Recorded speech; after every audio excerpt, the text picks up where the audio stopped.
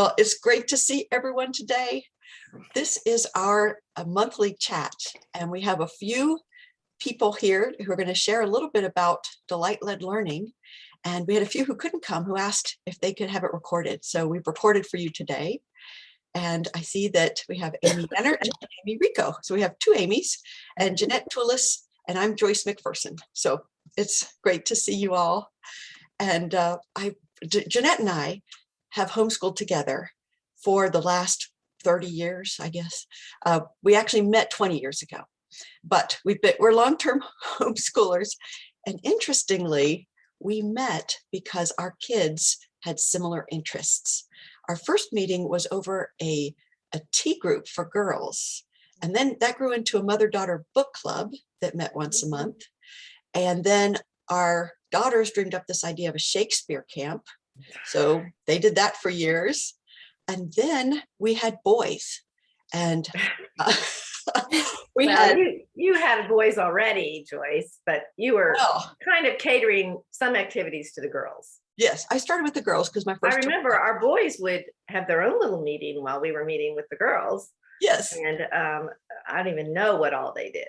There was more like an adventure group, like, you know, climbing out the window with sheets and things like that. So we won't ask about what happened there. But we also, I know Jeanette had kind of a Lego group for a while. And well, that was a surreptitious handicrafts group. It was a total front for handicrafts, but I called it a Lego club. But they, my idea was that they would be interested enough in a Lego club, and they wouldn't mind that I threw in some handicrafts before we actually did Legos. And as it turned out, we sometimes never got to the Legos because we really did enjoy the handcrafts. I also made them recite a poem. So I mean, I really put a lot of secret things into this club that they didn't know they were getting into, but the moms loved it. Yes, and that just captures the spirit of what we're going to share about today, is how we can help our children have delight in the things that are good for them, and also how we can help, if there's something that delights them, help them follow that path. So both of these are important parts of school. And my son, who is now a grown-up, one time told me, it's a shame when I went to school or college, so many of these kids did not enjoy learning. And he thought that was just amazing. He thought you're supposed to love education and love learning new things. And I just hope that as homeschool moms, we can give that to our kids, that love of learning. So anyway, I thought we would just share some of the things that have worked for us over the years. And then both Amy Rico and Amy Yenner, you can also add ideas that have worked for you, because you both have older kids who you've seen things that work to help them learn. So I'm just going to begin by sharing a couple ideas. One is that sometimes a child has a special gift, and if we can help them develop their gift, that is really important for them to love developing their gift, but also it actually spreads to all of learning. They see a purpose for the rest of school, often when they have something that either delights them or they're gifted in. And an example for that, for one of my kids, is that he was very competitive, but he also was a gifted speller. And he just wanted to compete in spelling bees. So we got connected with the spelling bee, the Scripps spelling bee, and had a homeschool spelling bee for years. And he would go and study spelling words and actually vocabulary, because you have to learn the vocabulary when you're learning the word, that he would not have done otherwise if he didn't have that personality to like to compete, and also just a gift in that area. So if there's an area where a child has a gift, sometimes you can really help them grow in that area. And I know Jeanette has had a daughter who was really gifted artistically. And I wonder, Jeanette, how you kind of wove that in to education. Okay, so I really believe that, doing a Charlotte Mason styled education, and my daughter tells me this. I mean, I wrote an article about it, how a Charlotte Mason education can grow an artist. And she says basically that, because we studied so much art, we read poetry, we listened to music, we read books, some with really beautiful illustrations. I think all of that really fed her soul as an artist, but she didn't start out as an artist. She started out loving ballet. I mean, she always loved art, but ballet was kind of the thing that she gave all her time to. And then she reached a point where she had just gotten so tall so fast that basically her strength couldn't keep up with her height. And she started to really struggle with, she was on toe with, she was on toe by then, and she was really, really struggling. And sad to say, her instructors were not very sympathetic. They just didn't care what you were going through. They just wanted good dancers. So they weren't terribly kind to her. And she really got discouraged and really got hurt, actually, kind of emotionally. They didn't beat her. I want to make that clear. But they, just weren't very kind and weren't very understanding. And she just decided, I'm not doing this anymore. And I'm going to pursue art because I've always loved art.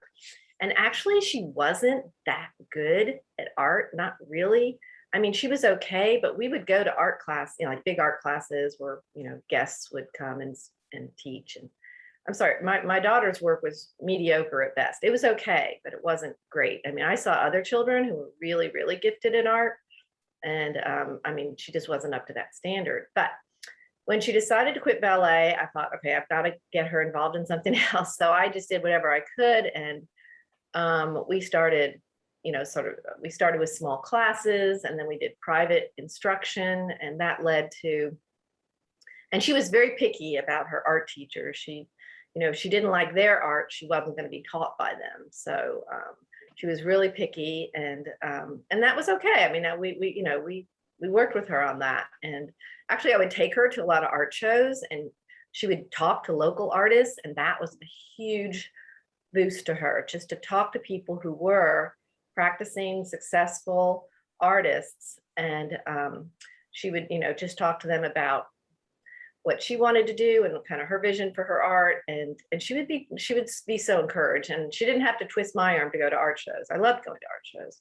So that was kind of a thing we did. We went to Fort Bridges, we went to the art hop. Or the gallery hop every year. I loved that. But, she really got a chance to meet a lot of local artists, and that led to her being apprenticed to a sculptor, Cessna de Cosimo. And then her career and her love for art really, really took off. He very much took her under his wing. He taught her so much, so that when she graduated from high school, she actually was far beyond what most college graduates in art could do, especially in the field of sculpture.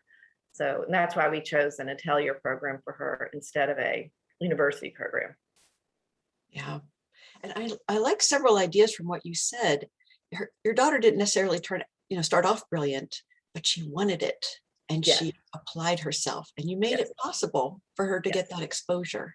Right. And And she had to learn yeah, the basics. And that was something that was yeah. really hard for her, because I actually made her take just a standard art class, because I said, I just don't think you've got the basics down. And she didn't like that, and she didn't really like the class, but her ability grew exponentially after that, because she got the basics down, shading and making things three-dimensional, and just perspective. And she had to do a lot of kind of rigorous sort of exercises in drawing and also painting, and it was really good for her. So the basics she had to go back to some basics, and after that, we did more private lessons with artists whom she admired. That's really good. And another idea I like from that was just your helping her get exposure to other artists. And if you have a child with a special interest, sometimes helping them network with other people in the field is really healthy. And an example we had, my second daughter was very interested in literature. And my first daughter was too. She ended up majoring in communications. But the second daughter really had a really vital interest in literature. And so when she was about 14 in high school, we had the opportunity to start going to conferences that were designed for like academic people and college students. And we would go to as part of as a participant to these conferences at various colleges, and she would get to hear lecturers talking about Shakespeare or C.S. Lewis. She had an interest in mythopoeic literature, so we were part of the Mythopoeic Society. And every time she went to one of these, she would say, "This is what I want to do." Like she would hear people giving papers on literary ideas, and it gave her a vision. So that's just an example, kind of similar to Jeanette's, the art exposure, but you could do it in other fields. And then for our sons, they were very interested in computers and engineering. And I had very little background in that. So we networked with a local engineer who was active in the engineering society, and we started a Lego club, and they competed with Lego robots to do certain chores, that whatever the competition was that year. But they had to program the robots and create the robots. So it had elements of computer science and engineering. And Jeanette and I laugh about this because it seemed like every time one of my kids wanted to do something, I'd start a club. So this was the Lego club for the kids. And I can enumerate all the clubs that Joyce started because it was crazy. So she had a fencing club. She had, of course, the Shakespeare club. She ran the spelling bee for a really long time. Didn't you do a lot with the history fair? We did the history fair, yes. I mean, I was just amazed. And Joyce really inspired me that if you want to do something, if your children have an interest in something, it's up to you to start a club and find others who are interested. And it's a win-win because it's helping out other moms who may not have the wherewithal to start something or the initiative to start something, but also it's keeping you accountable because it's not just that, we'll just skip that today. No, you've got other people depending on you, being part of this. And so you'll actually do it. So it keeps you accountable. But Joyce was my definite inspiration in the mom who got everything done by starting clubs. It was incredible. Well, what we found is that our friendships really fueled the education. We sometimes, as homeschoolers, we forget that our kids also need to have friends. Even just one friend really changes your life. And so a friend that has a common interest really encourage that child to keep reaching and growing and learning more about their common interest. So we really did have a lot of the energy for our schools came from these times that we spent with friends doing various clubs and activities. And so I do challenge moms to think about what are your child's interests, but also even if they don't have a particular interest, is there a group that they are very drawn to, that they might just want to join and do what they're doing? And for our Shakespeare camp, we did find a lot of students had no idea about Shakespeare, but they wanted to come and join this group.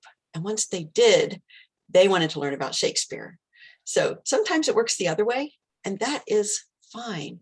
But I do think that our children need to have exposure to new ideas. Most of our curriculum is very core driven. So you've got your math, your language arts, you might have a foreign language, but we need to kind of open up the borders and make sure that they have opportunities for learning other areas. And we had a kind of interesting group that Jeanette's daughter and my daughter were part of, that they were very interested not only in Shakespeare, but like in creative writing.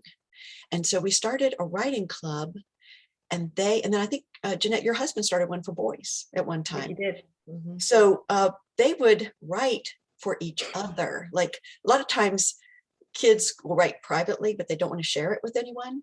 But knowing that they were going to have an audience suddenly opened them up, and they worked at their creative writing.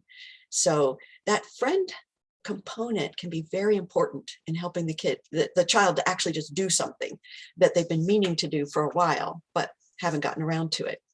Joyce, can you expand on how you structured the creative writing club? Like, how did that work? Yes, well, we had a group that were already friends, so they trusted each other. And then we had them get together once a month, and they would, in advance, email a composition they were working on. And it was usually about 3 pages. It wasn't extremely long. And they would read it in advance, and then they'd come together and share feedback. And we had rules for how you would give feedback to each other. So it wasn't necessarily the nitty gritty, like you need a comma here. It was the larger picture of, is this an interesting character? Is your plot developing? Those kinds of feedback. And so when they wrote, they were actually thinking, what will my friends say? You know, when I present this writing, and they were trying to make it as sharp as possible. But the rules included that they were supposed to be positive comments with any negative comments. So a person might say, I actually don't like fantasy, but I do like the way that you characterized the king in this story, or, you know, something like that. So they had to learn how to be positive, but also, you know, give honest feedback that would make the story better. And so we did talk about, let's try to help each other make the best story possible. And how old would you recommend starting something like that with kids? They were probably 12 to 14, right in there, Okay. the kids who were coming. And a lot of them actually were more friends with each other than writers. Like they didn't necessarily love being an author, but they enjoyed creating stories for each other. And one girl actually never did write and share something, but she loved being there and giving feedback. So it was good for her. When she went to college, her writing instructor said, "You are an amazing writer. Where'd you learn to write?" And she was like, "I really never had any lessons at all." But she thought about it. And then she went on to medical school. So she's a doctor now. But anyway, I think, yes, you can use the Friends group to help fuel education as well, which I think is a good thing. But there's another thing too, and this happens when boys get to be about 13. They often see no practical reason for going to school. And this was really a turning point for me, because each of our sons went through this phase where it was like, technically, I can do this education that you're making me do, but I don't want to do it. And I quickly realized they needed to have a reason in their own mind for why they needed to finish high school. And a lot of times it was these other activities that were delight-led that kept them going. I had one son who wanted to go into computer science, and Jeanette has a son too, similar story. They ended up teaching themselves a lot of coding during the high school years. This was not on the curriculum. This was what they wanted to learn. And when they said, "Why do I have to take American history?" I said, "Because you have to graduate from high school so you can go and do that computer degree you want to do." So that kept them going, even to the last gasp. Sometimes it was, you know, for some of my boys, it was hard finishing high school, but they knew they had a vision for what they wanted to do. And when my boys got to that age, we would do kind of the school they really didn't want to do in the morning. And then after lunch was their hour for their self-development, whatever it was they were pursuing. It might be engineering for one son, it might be computer science for one, but whatever they were trying to learn more about or practice, they did that hour after lunch. And that, having that daily rhythm also helped them. It kind of kept their focus on, I have a reason to keep going to school. So that was very helpful. Yeah, I found kind of the same thing with the sons at about that age. But and for mine, I mean, he could just get through his academics so quickly. And one of the reasons he wanted to do that is so he could do what he really wanted to do, which was teach himself computer science. And he bought stacks of books and literally taught himself everything, so that when he got to UTC, he said, "Mom, I knew everything. I knew everything they were teaching me already. I didn't learn one new thing at UTC in computer science." So, but it's helpful to go in knowing something, because yeah. I had a daughter who went through computer science not knowing anything. She learned everything at UTC, but she said it was so hard. She wished that she had been like her brothers and dabbling, so that she was already familiar with things. So if you have a child who has a gift that you observe, help them dabble, even if they don't want to do their own self-education right now in it. Give them a familiarity so that they feel confident when they get to that point where they're mature enough to do whatever it is that they want to do. One example for us was my first daughter was really gifted in mathematics. And so we started a math counts team when we lived in Florida. And then when we moved here, we continued it. And she did not end up majoring in math, but it was always kind of a confidence booster for her that she could take the SAT and do fine. You know, those kinds of things were just good for her. But the math counts it is a competition. So I had one son who went all the way through with math counts, but he actually hated competing. But the thing he discovered is that for part of the competition, you have to be a team. And he was good at getting everybody organized for the team. He'd say, okay, we need to do this. Who wants to take this part? Do that part. And so he, even as a high schooler, was starting to discover some of his abilities, even though he wasn't necessarily motivated by math. So there are a lot of opportunities. I'd like to just list some of the ones that I've noticed were helpful for kids that we have done. Shakespeare Camp, of course, is my first love. And I really only just did high school drama. I'm not an expert in drama, but I have had so much fun working with kids, putting these plays on. So you don't have to be a gifted, drama professor to make it happen. And it can even be a read aloud. We had, Jeanette and I actually had some read alouds, like on 12th night one year, we did 12th night at our house and everybody came dressed up and we just read it. We didn't actually act it necessarily, though some people did. But Shakespeare is something that's accessible. We've also done Lego League, which I mentioned, which is it's a rather expensive program in a sense, but usually there is local money. So you can ask a local like TVA or electric board or any place that hires engineers, and they will often sponsor the team. And it's around $600. So we would have a sponsor and then the kids would have to go present to their sponsor and show what they did during the season. So that was also very healthy for them. And of course, working with Legos is fun, I just have to say. We did math counts, which comes in a box. And I also was not really a math teacher, but over time we attracted people who loved math. And so a lot of times different people would contribute to helping coach the kids. And it just teaches them a lot of tricks with math, which I think for people who are just regular old, average students, sometimes doing the tricks make you think, I am a mathlete. So that can be a lot of fun.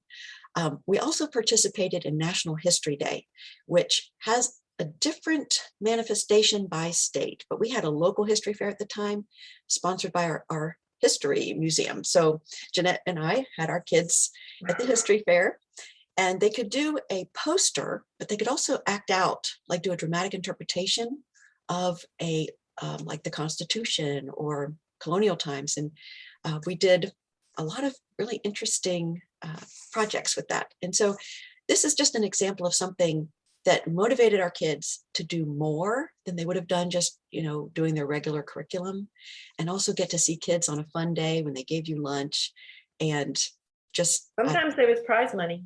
And there was prize money or prize books. That's right. Yeah.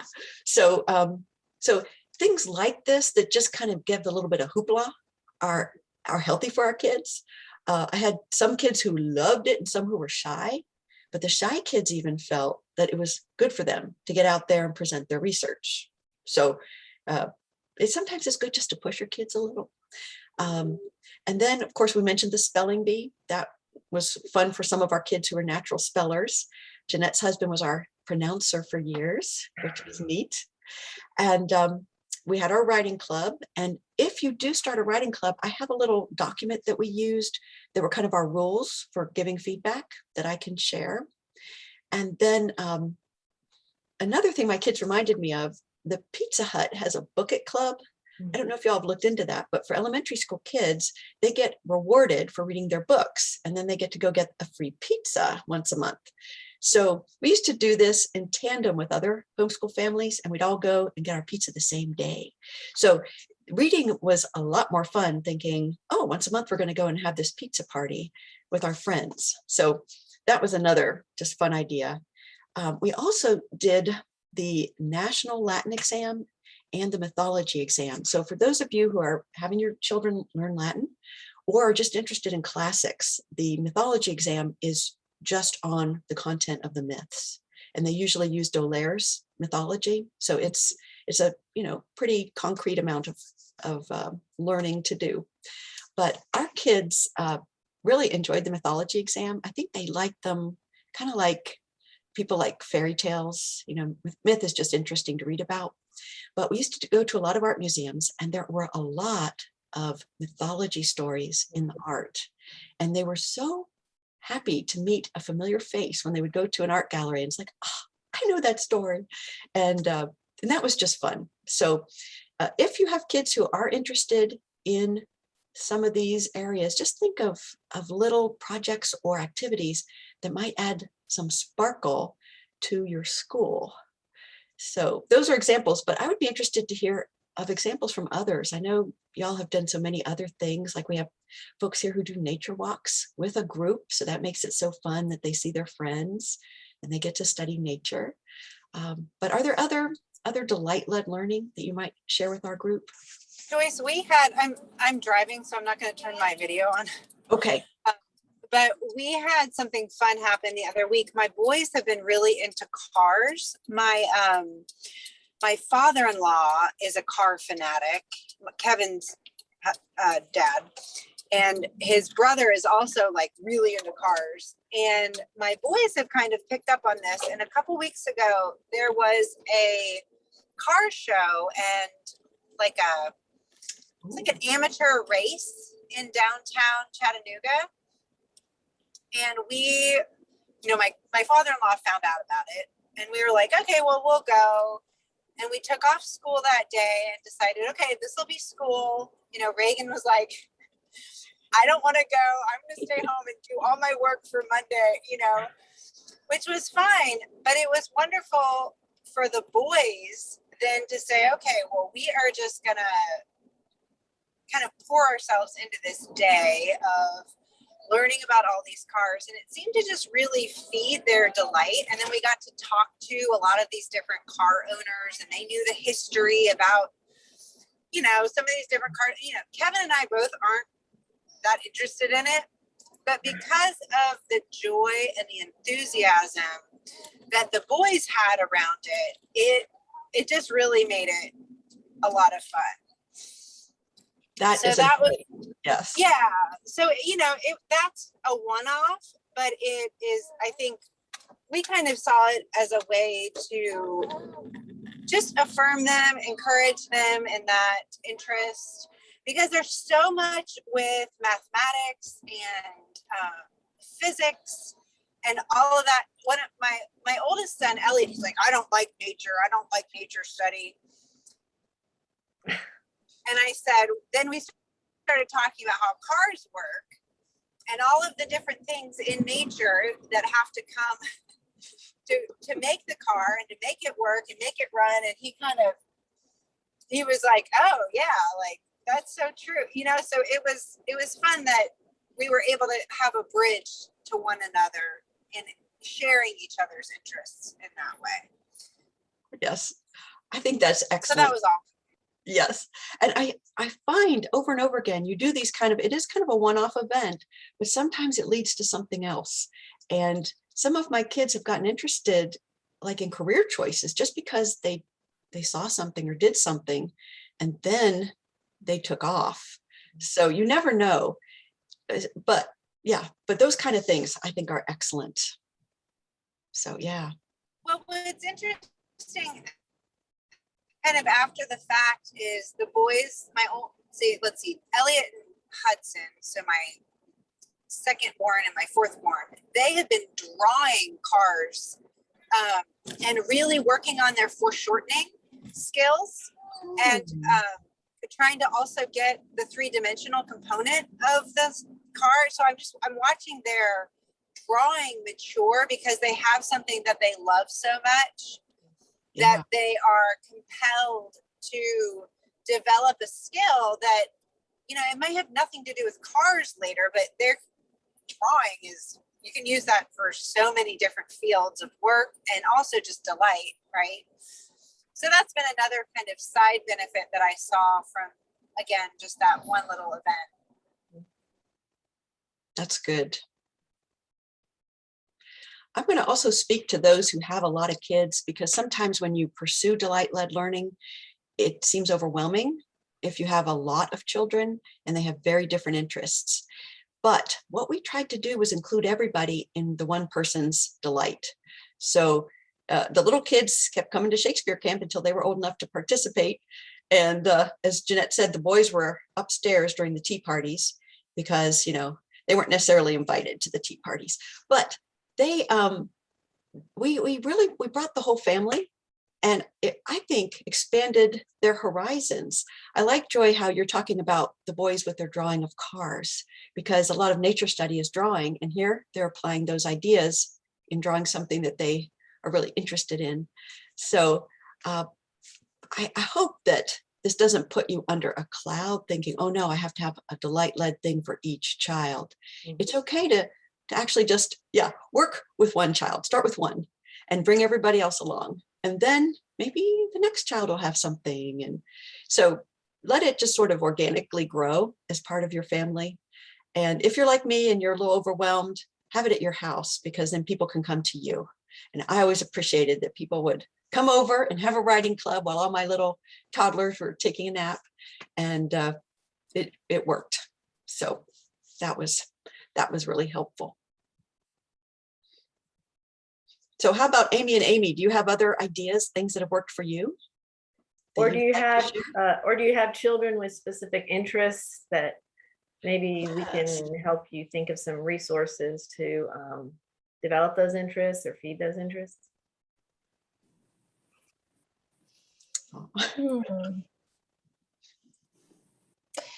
I don't know. I feel like it's hard to juggle everything. So right now I've just got ideas bouncing around in my brain. I was recently talking to a friend of mine of starting like a macrame handcrafts, which I've never really been good at, partially because I've been making my children do the mandatories first, do the math and that stuff, which stressed us out for a long time. And so I kind of stopped doing that. And we're like, okay, we're just going to have morning time, and we're going to read our stories and have fun and take a walk and draw, and then we'll do our hard things in the afternoon, which is the opposite of what you were saying, Joyce. So I'm kind of like, it works though. That and then like follow our interest in it anyway. But we were miserable when we did it that way.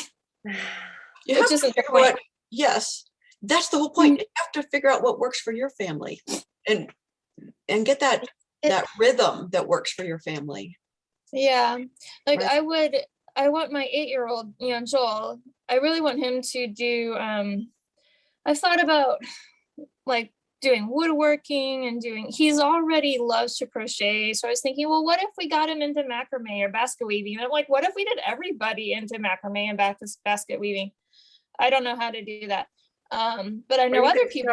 You could start with paracord. That's really easy to work with. Paracord is really easy to work with. We've actually already done that, but we could, yeah, it's kind of like, there's probably more. Yeah. There's only so many lanyards that we actually want to keep. Well, no, that's true. But there's, you can even get books at the library on paracord projects. There's some really good ones that are more than lanyards. Yeah. Trivets, maybe. Yeah. I guess it depends on the cord. Mm-hmm. But I do want to say, you want to make the learning environment delightful. So Amy, I like what you said about you start with morning time and you read together and you go for the walk. Everyone's soul is being nourished. And then when they've got that strength, they can face math. I think that's a good way to do it. So you've got to figure out what works for your family. But if you have an environment where it's very stressful for everybody, step back and see if there's a new way to organize your school, because what you really want is for the kids not to burn out on education by 6th grade. If you can make it delightful, just think of that. That's more important than getting a certain distance in your math book. Mm-hmm. you know? Yeah. So, and There's a yeah, place in by Eastgate Mall. It's called Woodworking Inc., I think. Oh, yeah, I've been there. But they're really great. If anybody's into woodworking, they have really good classes. I mean, that's money again, but Yeah, they're yeah, excellent. You know them, Jeanette? yes, I do. Matter of fact, they also have a lot of, I was working with a family this past year, and they had 6 boys, and they all wanted to do wood burning, which I knew Mhm. zero about. But it kind of scared me. I thought, wow, 6 boys with a hot instrument, you know, burning it into wood. Well, I was really only teaching 4 of the boys. The 2 youngest ones, of course, wanted to do it, but we basically didn't let them. But no, I ended up learning about wood burning, and that shop was immensely helpful, just to give me, a starter, like where to start, and a great book to start with, and patterns, and the whole 9 yards. And so it ended up being a really successful little project for these boys. They got really good at it, and they created some interesting things. So yeah, that's it. But I looked at the classes they were doing there, and they were amazing. Really, really good classes. But and another thing you could do maybe before, I mean, I don't know if they may be ready for woodwork. I mean, these boys that were teaching had already made birdhouses. I mean, they'd done a lot of things in wood, so they kind of were familiar with wood. I mean, their parents were wonderful in that they just let them, have tools that really worked, and they very much they were very much can-do boys. It's like you couldn't, they could do almost any project you gave them. They figured out a way to do it. And so I had a lot of fun trying to figure out other crafts that these boys could learn. But the woodworking shop was helpful. But another foundation to woodworking might be working with Sloyd, which is basically cardstock, and you just fold it into useful things like boxes and baskets. And I'm trying to think what else I've made with cardstock. Oh, I know what that is. Okay. But it gives you the basics of woodworking, because you really have to the project is only successful if you measure well. So you learn how to measure. It's also a great foundation for girls learning to sew, and lay patterns down, and also, again, measure, right? Measure twice, cut once was just the rule of thumb on that one. But yeah, if it's not as expensive as working with wood, and it still gives them some really interesting things they can make. And I think it's a good foundation for later on working with wood, or later on working with fabric. But Sloyd is a easy thing to do. You can really make some, I mean, when I taught Sloyd at Ingleside, I ended up with a whole drawer full of just these little trays that the children had made, and it organized all my drawers. It was great. And you can use really pretty paper that the girls like, or some kind of I mean, there's so many themes of cardstock at the stores. It's incredible. So anything anybody likes, you could find a paper for that. But Sloyd might be one thing to try. Like I said, it's not expensive. It's easy to learn. There are online books for free. So, but that might be an idea. Thank you. That's great. That's great. I was thinking this is a great time of the year right now. I was starting to think about Christmas presents for my kids, and I love all the ideas, for our kids who like to make things, like trying to develop their interests in certain areas. And Jeanette, are there kits? Like, are there Sloyd kits, or what are the materials? No, it really only involves a ruler and a piece of cardstock and a pattern. Okay. Now there are books of patterns. There are 2. I have both of them. If you want to borrow them, I have both of them. But they're also, most of them are free online as well. Although I did find out that the ones that were free online are not as like easy to make copies of to give the children, that sort of thing. So I always like to give each child their own pattern, so they wouldn't have to depend on me to tell them what to do, especially if they're reading. Yeah, so I like having the real book. So I do have, and I just make as many copies as I need of the instructions. But it's super easy, and you can buy paper on sale when it's on sale, sometimes at Michael's, sometimes at Hobby Lobby, a huge block of cardstock that's already in a perfect square, which some of the things you need to have a perfect square, but most of them you have to measure out a certain size square or rectangle. And then you just need glue, and I use paper clips to keep everything together while it was drying. And you could just make a lot of really useful things, gift boxes for just about anything. So it's a very, I think it's a really useful craft, and you end up with things that you can actually use that don't end up in the circular pile the next day. So I really love Sloyd, and it's one of the fun. I mean, I've done it with a lot of different children, and it's always, it's really something that you can use. I mean, you really can make your own envelopes for your car. Girls who send cards to whatever, they can make their own envelopes out of really pretty paper, and it's just really beautiful. It's great. Neat. I just wanted to say that it's so fun to hear all the things that you guys share with, things that you've done with your kids, because still with having younger kids, I feel like we're starting to enter that stage where we're thinking, about helping the kids develop their interests. So it's fun to think about creating clubs and how we can, pursue different things for our kids. So I have one who's really interested in literature. He loves mythology. And I have another who is I think, Jeanette, he reminds me of how you've described your son. Like he just pursues his own interest. He wants to read everything. His delight is infectious. And whenever he sees connections between different things, if I get any books into the house from the library, before I know it, he's picked them up and read through them. And so I feel like that's such a blessing when God gives us kids who teach themselves.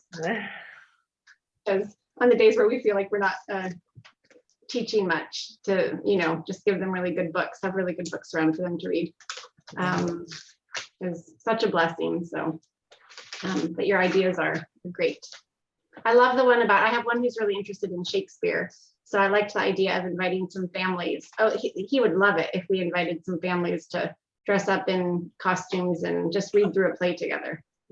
Oh, Amy, that just reminded me of something. When I was a kid, we would do themed things like that, but we would change them. Like we would do Shakespeare, hi Joel, with a Western theme. Like we'd have to change all the sentences to be like cowboy language, or something like that. And that made it kind of fun. It's all your talk, Joyce and Jeanette, about your writers club brought back so many memories.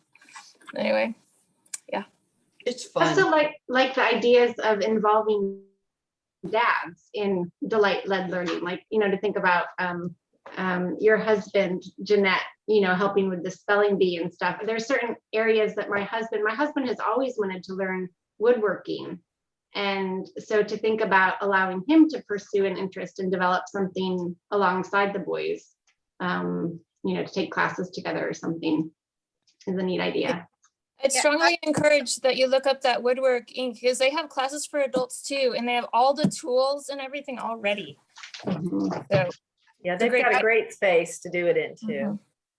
Yeah, I wanted to say one of the things that I think our generation struggles with is information overload and too many options. So I almost sometimes get paralyzed by all the options that are out there. And I'm like, well, I can't do all of them. But Amy, you brought up a really good point in that, you can start with, because we are finite, and the infant and God and the internet are both infinite. And it's wonderful to start with our limitations and our own interests as mother and father, and then bring our kids along. Like for us with the car thing, that was something within the family that was shared with them and started to spark a delight. And I think sometimes we feel like, oh, we need to search high and low to help our children discover, all of these options that are out there. When the reality is, Bach and his family, he would not have been such a masterful musician had he not been born into the Bach home. And so I kind of always think, well, what is it that's unique or specific about our own family we have our own quirks, our own passions, our own interests, and our own skills that we want to pass on to our children. And then, like what you had said, you know, if your husband wants to learn woodworking, it's like that's an interest and a skill that is so fun to just pull our kids along with us, so that we're not, you know, reaching into the other to try to figure out, you know, we're not trying to come up with, conjure it out of nothing, essentially. Mhm. And I think vice versa too, Joy, that like as you see a child really start to learn and enjoy something, it sort of pulls us as adults into it to start to you know, have the chance to learn more about something. So it's really neat. I think that's one of the blessings of homeschooling for a family. I think to myself sometimes when other moms sort of say, well, why do you homeschool? And I sort of think I can't imagine what would life be like if I didn't. Right. Because I want to learn, like the joy that I get in learning with my kids. It's this whole chance that I feel like it's so different from when I was learning as a child, you know? It's good So, for both of us, both mhm, us and our children. mhm. Yeah. And I think that's the idea you want to hold as you're helping your children find delight, is start with the family and don't let it become, you know, make you a slave basically to going here, going there, but instead what delights the family as a whole, and think about the time you spend together. And our grown kids often talk about the things that we did as family. That's, they enjoy, everybody had to go to the art museum. Some of them weren't interested in art, but they still talk about, do you remember that trip? And do you remember we did this and that? And that time together is so valuable. And that's where really where the delight is too, is having time together and learning together. Great. I'm taking a road trip. We're going to Zion. We're gonna learn like car camping like for a year. Good. I'll see Yeah. you later. All right, we report back. Oh, well, thank you all so much. This is a delight just to get to share this with you. And I will also share it with our other folks who couldn't be here today. So thank you so much. And I hope you have a delight-filled weekend. And Yeah, and Joyce, see you- encourage yeah. everyone you send this to, you know, share what their children are interested in, because I really would love Yes. to help figure out, you know, what they can do to encourage those, you know, interests in their children. I will put that on our Facebook page so everybody can share too. That's great. Let's make a Sloyd club. All right. Well, I could help you get started, Amy. Oh boy. Thank Oh, you guys. Thank you so much, Jeanette. Thanks, Joyce. All righty. Bye-bye. Bye.